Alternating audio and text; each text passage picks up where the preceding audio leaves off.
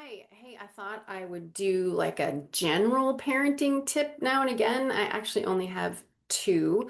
Hi, if you're listening to me, you know what this is. You know who I am. So I just want to give you my number one parenting tip, and I'll give you the number two at some point. So I am a positive discipline trained parent educator. I love positive discipline. It is wonderful. Of course, it doesn't work for everyone, but if you're looking for parenting support, there's tons of folks who teach it. Amy McCready, positiveparenting.com is one of my favorites. Casey O'Rourke, Joyful Courage. She's awesome. She's got a podcast.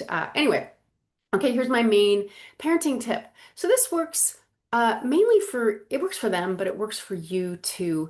It's called the shut up technique, or it might be called the shut the fuck up technique, or it could be the stop talking technique. This is how it works. The moment you interact with your child for the first time, so either in the morning, which is kind of one thing, or really in the afternoon or evening when they come home from school or practice or whatever they're up to, especially if you have a neurodivergent kid, they have been keeping their poop in a group all day long. And they have been behaving and managing their emotional state and dealing with their peers and their teachers and all that stuff, right? So they're really keeping it together all day long. And so this can take work, especially with a neurodivergent brain or with a adolescent brain. And ooh boy, the combo pack of those two things. So here's how this works. When you pick them up, when they walk in the door, and I did this with Milo, who's neurotypical and honestly the easiest child in the history of mankind. So, sorry. It's his incredible genetics. I'm sure it's his incredible genetics.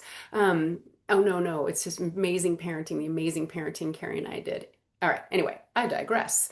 So the minute you interact with them, instead of asking, how was your day? Do you have homework? Blah, blah, blah, blah, blah. Question, question, question, question. What was the best part of your day? The worst part of your day? Barraging them, I don't know if that's the right word, with questions is a no-go. So imagine if when you got home from work or being out in the world or whatever, and your most powerful person in your life started barraging you with questions. Now, your smallest, most powerful people might do that. But imagine you get inundated with inane questions. Inane questions. When you ask your kids those questions, they don't give a shit. They don't want to talk to you about that. Every child's different. So instead of doing the questioning thing, and I know what you're doing, you want to connect with them. I get that. I totally understand that. You want to connect. And the way we've been coached to connect with children is to ask them questions. Okay. Anyway, so I bet you can guess what I'm going to say. Instead of barraging them with questions, you say, good to see you. That's it. Good to see you. And then snacks are over there, dinner's at 7. That's it. Don't even tell them what you're having for dinner because you do not want to get into that. That's it. Good to see you. Snacks are over there. And you don't say anything else to them at all. Nothing. Not a flippin' word. If they talk to you and they're like, hey, what's for dinner? You tell them. You say, whatever, broccoli and tofu, whatever. You say, oh, we're having blah. That's it. Don't say anything else. If they say, so that's what you're going to do. You're going to shut up. You're not going to say anything. You're kind, you're calm, and you're just waiting for them to circle back. Usually at my house, it took Milo about 20 minutes, and then he would come and he'd be a chatterbox. A child is not a chatterbox. So stop talking. If they say to you, why aren't you talking? You're being weird. You say, uh-huh, I talk too much. And they're going to say, oh yeah, you talk too much. Say, I talk too much. I just need to I need a break. It's not you, it's me. And then say it with me. Shut up. So here's what's happening. You're no longer asking them to stay on top of their keeping their poop in a group. You're giving them this great space to chill out and relax, not be, not have to, perform and function. Sorry, oh, you're watching me on the YouTube. My nose is itching. You can't see that, listener.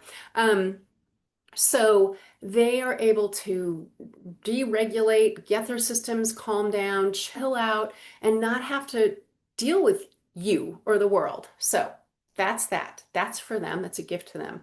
Bigger gift, you. This is such a gift to you. You don't have to do anything but drive or make dinner. You're not on your phone in front of your children anymore, right? Because what's the most important thing in the room? Your phone? It's another conversation. You're chilling out, you're reading a book, you are whatever, you're folding laundry, whatever you're doing, you get to just do that. You don't have to hyperfunction, you don't have to interact with your kid. It's a blessing.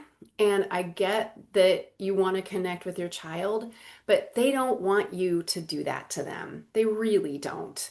So shut up. It's a gift. I am going to encourage you to try it today. Just do it. Trust me, it's a marvel. And again, it's a gift to them, it's a gift to you, especially with a neurodivergent kid, but frankly, it doesn't matter. It's a gift to everybody. Okay, do it. Listen to me. Don't be like Carrie. He will not listen to me. It's really fucking annoying. He's my husband, if you didn't know that, of really a long time. Um, so just do it. It's not going to hurt anybody, and you might be surprised at the reconnection that happens. Speaking of husbands, Carrie's an introvert, and years ago I figured this out. Well, actually, I started doing it with him when I started doing it with Milo. He works all day, he has to interact with people. I, of course, would interact with people 24/7. He has to interact with people. When he comes home, all I do is say, hey, it's good to see you, news, whatever. That's it. And I don't talk to him. And then I can't think of the word. I want to say decompose. He decompresses. That's it. He decompresses. And then we talk about stuff. Okay. That's my general parenting advice. 101, 102 will happen later. Let me know how it goes. Amy at birdsandbeesandkids.com. Also, more not regular parenting tips, sex tips, sex tips at sex talk tips at birdsandbeesandkids.com. All right. Thanks. Happy parenting. You're going to feel better. Promise.